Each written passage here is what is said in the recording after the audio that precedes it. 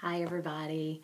It's been a few weeks. I've really missed talking to you guys. I hope everybody had a good Christmas and a good New Year. And I will get right to it because I have one sleeping and one on the computer playing Starfall, so the door could open up at any minute. I just want to talk to you about a problem that I had over Christmas with chocolate. Lots of chocolate in my house. I'm not used to lots of chocolate in my house. And let me just tell you, it got consumed daily. It was very bad. It was really hard. I'm going to talk to you about emotional eating. I knew that I was an emotional eater. I have been for many years, but I didn't realize that many other people have the same problem. So I'm going to share with you, I decided that I was going to make a list of 10 things to do whenever I just want to eat something. Many of us, when we're bored, when we're angry, when we're sad, when we're happy, we just reach for food for all kinds of different reasons other than hunger. And I think a lot of the reasons that I felt this way over Christmas, because I was so proud of myself over Thanksgiving, I actually lost a couple of pounds. But we were home for Thanksgiving. We were visiting our families in Kansas City and Kentucky. And I think that could have had something to do with it, because when we were here, it's a lot more quiet when we spend our holidays here or wherever we happen to be living at that point.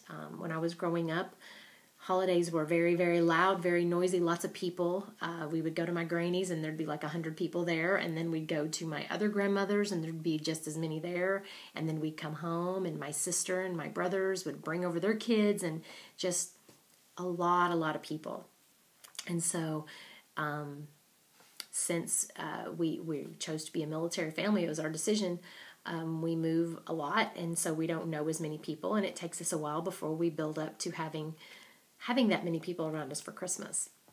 So this year we went to church, we came home, the kids played with their new stuff, and it was a very low-key day. So I think part of the reasons that we eat are because we are a little bit, like I said, sad, happy, upset. There's a million reasons. So I'm going to go over what I do. I have this little list that I keep inside my cupboard where the chocolate chips are. Sometimes I don't buy a lot of stuff, a lot of junk food, unless I know we're going to be eating it soon. Like, say, I might get some ice cream or something for the weekend. But I don't just buy it, because if I buy it, I promise I'll eat it. So I usually have chocolate chips in the cabinet. So that's like my rock bottom. If I'm really wanting a little snack or something that I know I shouldn't have, that's what I reach for. So basically my list says, don't reach for those chocolate chips. And then it says, instead, do these things.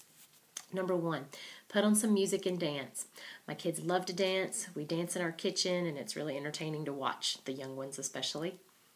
Number 2, treat yourself to a funny show while you cook. I don't really watch a lot of TV. And while we were in Okinawa, our last year there, we had no TV. Just because we decided to live off base and it was too much of a hassle to get it.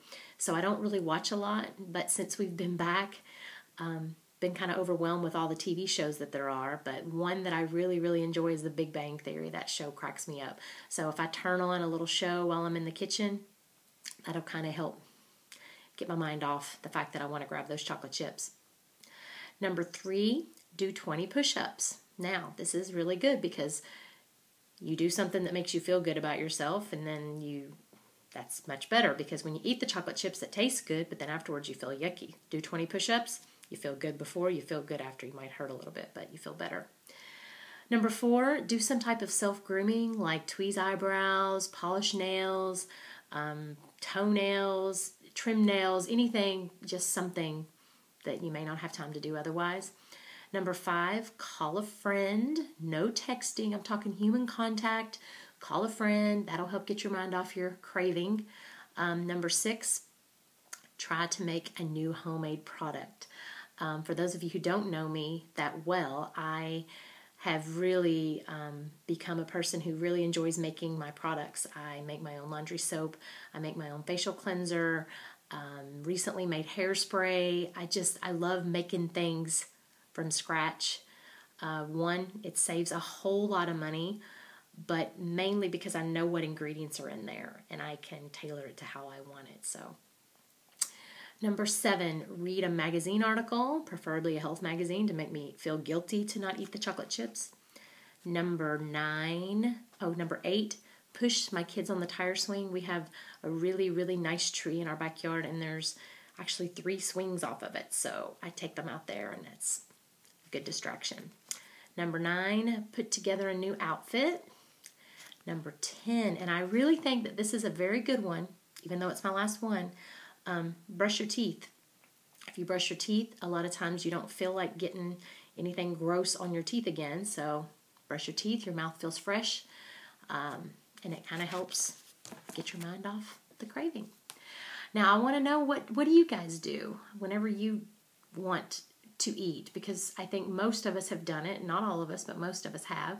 I would love to hear your tips on what you do whenever you want to grab something, when you know you really don't need it and you're just bored or upset or whatever.